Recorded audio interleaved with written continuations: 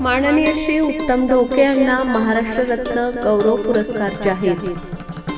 माननीय श्री उत्तम ढोके साहेब यांनी आपल्या राजकीय आणि सामाजिक कार्याच्या क्षेत्रात उल्लेखनीय योगदान दिले आहे।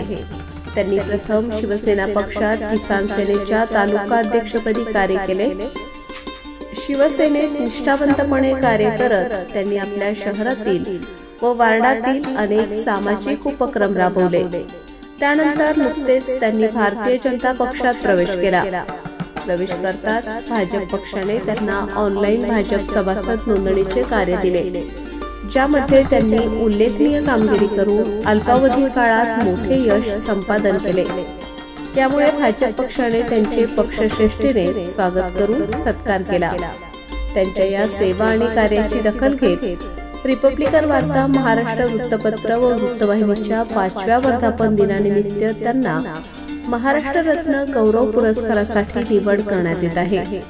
त्यांच्या या निवडीबद्दल समितीकडून खूप खूप अभिनंदन।